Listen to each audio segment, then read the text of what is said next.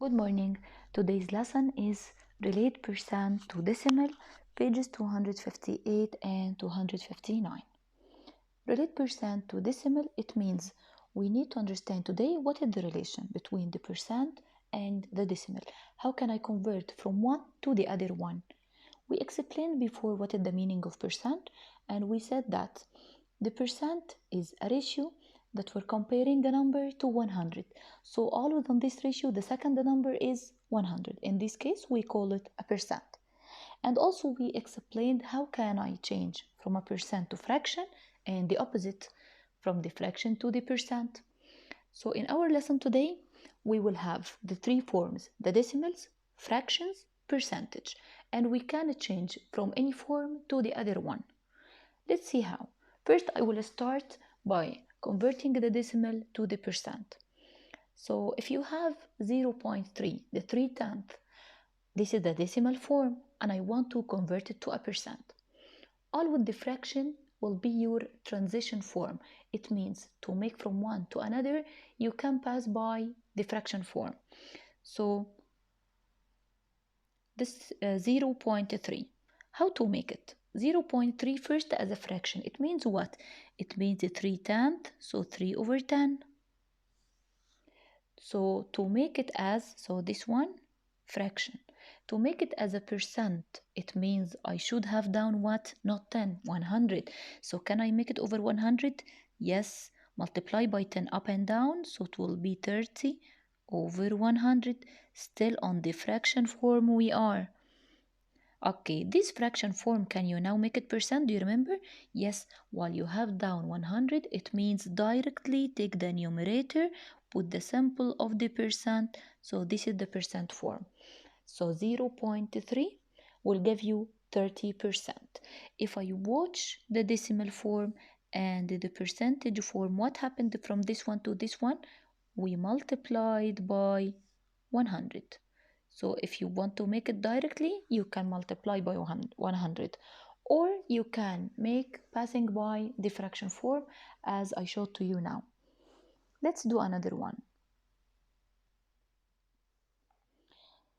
We have 700 and I want also to convert it to the percent. First of all, what my transition state is? The fraction. So 700 mean 7 over 100. Why I said 7 over 100? Because the 7 come in the 100th place. So it's 7 over 100. Directly, can I make it percent? Yeah, yes, 7%. So this is fraction form, this is percentage form, and here I have the decimal form. That's why I told you the three forms are connected together. You can change any one to the other one. Let's see the opposite now. If I have the percent and I want to make it as a decimal, we said what is the transition form? Is the fraction. So we can make it as a fraction first. 16%, this is the percent form. How can I write it as a fraction? Remove the symbol of the percent and write a denominator 100. Now it's a fraction, 16 over 100. Till now I did not make it a decimal. How to make my fraction as a decimal? 16 over 100, it is the same like 0.16. The last number in the 100th place. And the number of zeros will tell you how many decimal places. Two zeros, it means I have two decimal places. So 0.16, this is the decimal form. So from a percentage to the decimal form, here what we did, can you notice? I divided by 100 because 16, the decimal is here, divide by 100 means move it two places to the left. So it's 0.16. Or make it by this way to make it as a fraction, then get your decimal. Let's do another one. If I have 2% and I want to make it to the decimal form, the first step I'd like to use the way of converting it to the fraction, then the fraction to a decimal. So how to make the 2% as a fraction? It means 2, my denominator always for any percent is excellent 100. So 2 over 100, this is the fraction. Can I make it decimal now? How many decimal places do I have? 2 decimal places. Here is my decimal and I have 2 decimal places. So the 2 I should put it in which place? Here, the last place to be 2 in the 100th place. What about this place? Make it 0. So 0.02, this is your decimal form of 2%. Let's do more now, but from your book. The practice part, write each ratio as both a decimal and a percent. It means here we have a fraction or we have a ratio. This ratio I will write it by 2 ways, by the percent, by the decimal. Okay, let's see number 1. 51 over 100. What is the percent of it? Directly it's over 100, so 51%. As a decimal, it's what? 2 zeros, it means 2 decimal places, so 0.51. Here it is 2 decimal places, so 0.51. So question number 1, I can write it as a percent, I can write it as a decimal. Let's do the next. I will do question number 3, 9 over 10. First, how to make it as a percent? To be here a decimal, it's easy. 9 over 10, it means 0.9. 1 0, 1 decimal place. So this is the decimal form. What about the percent form? It will be 9%? No, be careful please. Here you have down 10, not 100. I cannot write it directly like this.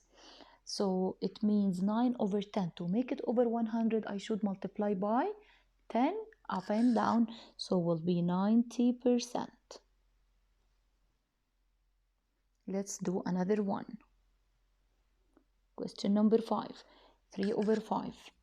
3 over 5. To be a decimal, can I write it directly 0.3? No. It's not over 10. It's not over 100. To make it as a decimal, it should be down 10 or 100 or 1000, one of my decimal places. But here it's out of 5. So I can make it out of what? I can make it out of 100. Why? To be easy for me to get the decimal, also to get the percent. How to make it out of 100? It means I should multiply by 20 up and down. So down multiply by 20, it's 100. Up multiply by 20, so it will give me 60. 60 over 100. To make it in the percentage form, so it's 60%. To make it in the decimal form, so 2 decimal places, here it is, the 2 decimal places, 0.60. And so on, the rest by the same way. Let's see another type of question. The next page, write each percent as a decimal. Here you have the percent and I want to make it a decimal. The first step from percent to fraction, then my fraction to a decimal. Let's see.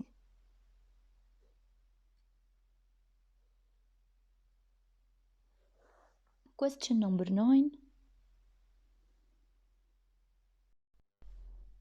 I have 28%.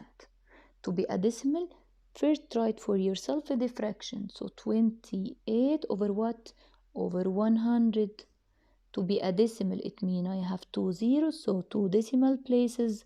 So here is the 2 decimal places, 0.28.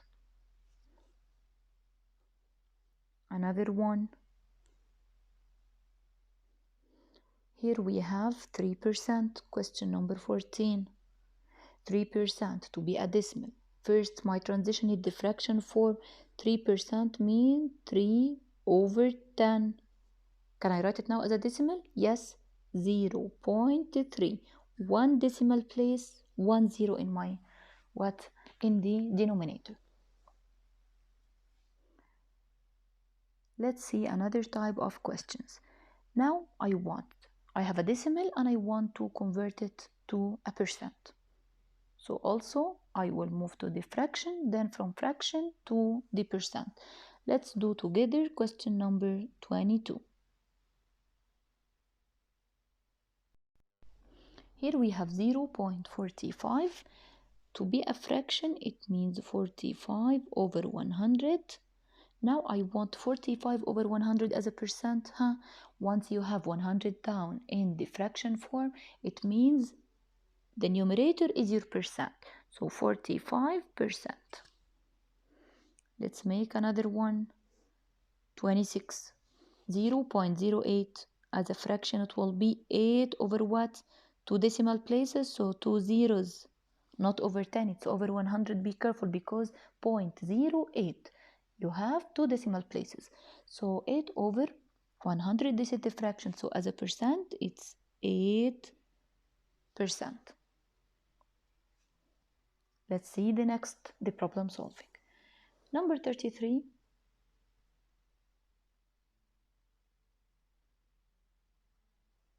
Yes, we're back. Number 33. In a survey, 25% of the students prefer tacos for lunch. 0.6 of the students, they prefer pizza. The rest of the students prefer a sandwich. List the students' preference from least to greatest. So now I have some students, they like the tacos. Some like pizza. Some like sandwich. And I want to arrange their preference, what they like from least to greatest. But to arrange them, it means I have to put the three numbers in the same form so I can compare it. Yes, I have one as a percentage here, 25%. 25%. The other one in the decimal form. And the third one already it's masked, the rest. So let me complete my information, then I will put them from least to greatest. The 25%, I will leave it as it is. The 0.6, how to make it as a percent? Yes, 0.6 as a percent, it will give me 6 over 10. It's equal to 60 over 100, so 60%. So 60% they prefer pizza. So I changed my decimal to the percent form. So now we have 25 prefer tacos, 60 prefer pizza, the rest prefer sandwich. What is the rest? The rest of what? The rest of the 100, because I considered that the total number is 100. When I'm talking about percent, it means my total is 100. So 25 and 60 will give me 85. So the rest will be what? 100 minus 85. If you did the subtraction, you will get 15% they prefer the sandwich. Okay, now let's put them in order. Which one is the least? 15% or 25% or 60%? The least one will be the 15%. So the sandwich is the least. The students who like the sandwich, this is the least number. Then, what's after it? The 25%, so the tacos. Then the greatest number of students, they like or prefer the pizza. So from least to greatest will be the sandwiches, then the tacos, then pizza. The next question, 34. On a test, Angelina answers 85% of the questions correctly and 0.05 incorrectly. She doesn't answer the remaining questions. List the question type correct, incorrect, unanswered in order from least number of questions to the greatest number of questions. To put them in order, it means I have to know how many correct, how many incorrect, how many unanswered. Okay, the correct 85%. The incorrect is 0.05. Also, I will make it as a percent. How? It means 5 over 100. It means 5%. Then, the part which is remaining, the unanswered question, how to get it? I will add this 2%. 85 plus 5 will give me 90. Subtract the 90 from the 100, I will get 10% questions she did not answer. Now let me put them in order. I have 10%, not answered. 85, she answered correctly, and 5% incorrect.